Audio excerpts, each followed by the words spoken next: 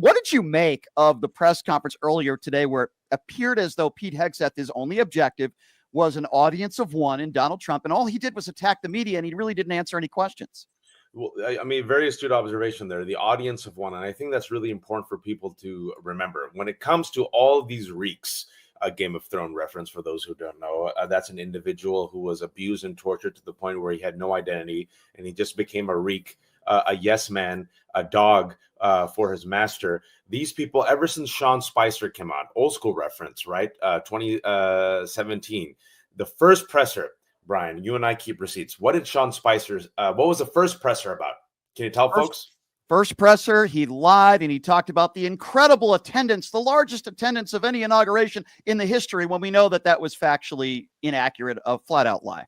And he gaslit the world. We have eyes, right? In 1984, it said the final command of the party was reject the evidence of your eyes and ears. And I remember I was on CNN with this panel of like 12 people, and I was the only one who said, folks, what we're witnessing right now is not normal. We've never seen anything like this. And they're like, no, he'll moderate and he'll be okay, right? He'll grow up. He's this grown-ass man who's in his late 60s at the time, and he'll become presidential, right? How we keep infantilizing Donald Trump. And I said, no, the audience is one, Donald Trump. And Sean Spicer went there and humiliated himself to promote the MAGA lie, the lie that Donald Trump wanted.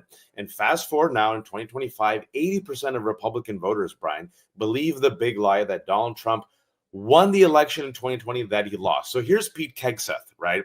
A complete disaster, a man who's so bad at his job that military.com, which is doing great reporting, by the way, revealed that he has lost the confidence of our armed service members, right? They don't trust him, even though he cosplays like an alpha man and releases videos of him jogging with the units and Navy SEALs. They don't respect this guy. They know he's a friggin' fraud, a lily white, makeup wearing, Fox News host, right?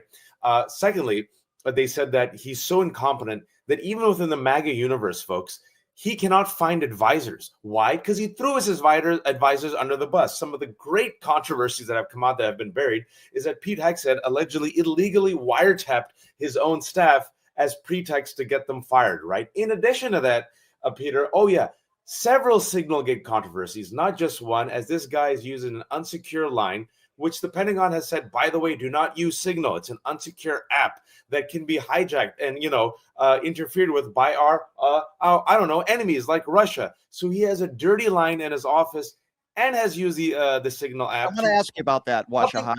Publicly share war plans.